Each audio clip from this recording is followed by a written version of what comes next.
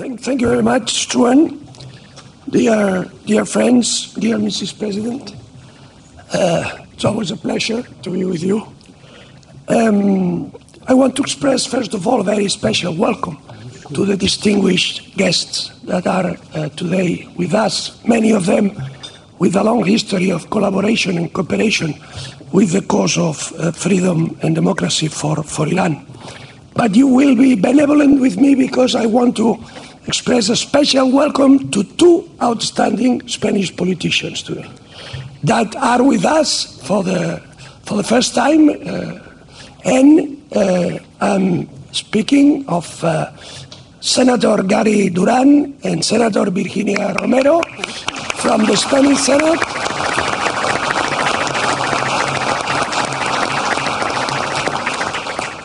That are here to enlarge the Spanish troops under the banner of Mrs. President. So be very welcome, and we expect a lot from your collaboration and your competence. There is no doubt that the February 9th rocket attack that left 8 residents dead and 100 wounded was carried out by the Iranian regime with the assistance of the Iraqi government. Another such attack on Camp Liberty is highly likely. The United States government has announced that this could happen at any time, and the government of Iraq has declared that it would not be able to prevent it, which is of course true as long as they are cooperating with such attacks. Prior to the United Nations Security Council session on Iraq on March 21st, I sent a detailed report about Camp Ashraf and Camp Liberty to Council members on behalf of the International Committee in Search of Justice. The reason for writing this report, the fourth of its kind, is the lack of impartiality of Martin Kobler, United Nations envoy in Iraq, as shown by his biased and unfair behavior. The rapid relocation project has failed. Instead of continuing to deceive the residents with this, Martin Kobler and his wife, the German ambassador in Iraq, should answer this simple question. Why didn't they renew the passport of 3 residents who were killed as a result of the rocket attacks and who had previously been refugees in Germany?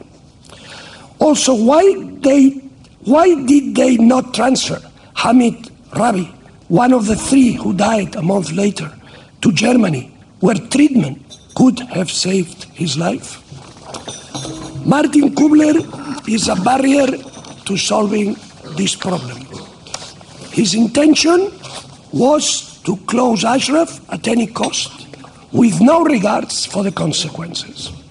An impartial court should investigate and question him for his deception in sending these 3,000 refugees to Liberty, where they are extremely vulnerable to missile attack. As long as Martin Kobler is the United Nations envoy in Iraq, the danger for the residents at Camp Liberty is much higher than it would be if this function were attributed to an honest, professional and objective UN official, qualities that Martin Kobler is far from enjoying. Martin Kobler is a shame for the United Nations, a shame for Germany, and a shame for Europe.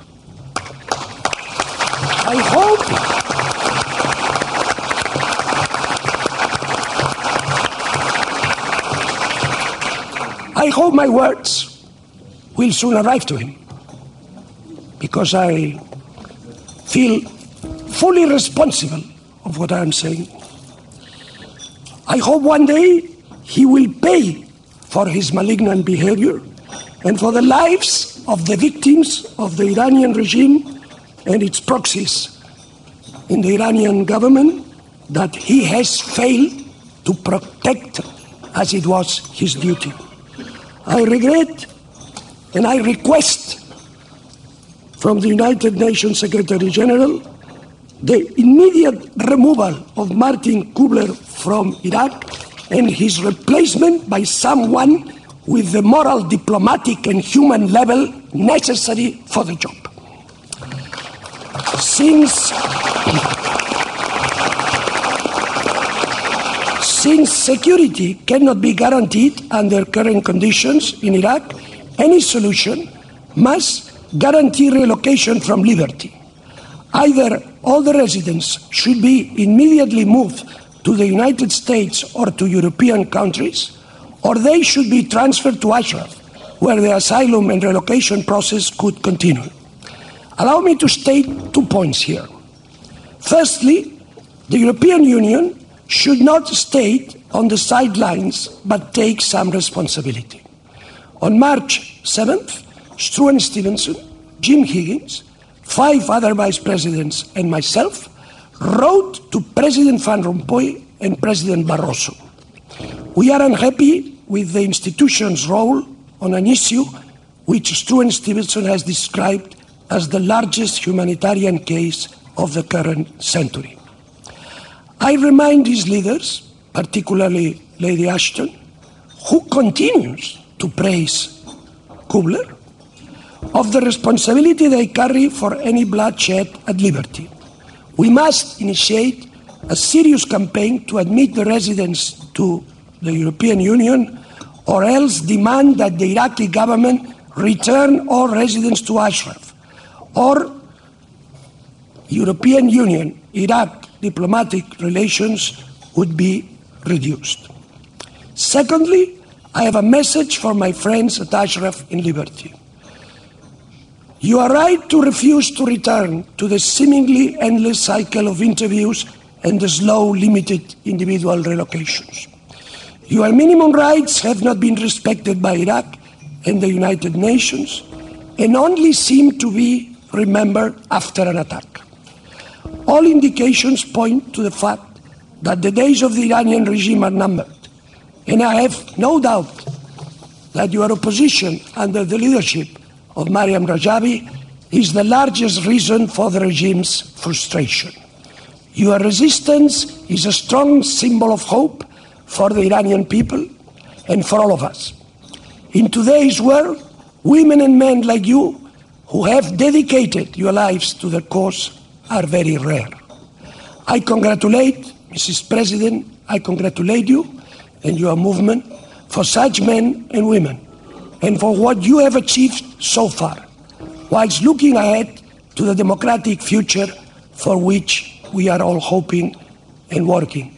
And during this long way, you are, Mrs. President, our support and our full commitment will never fail. Thank you very much.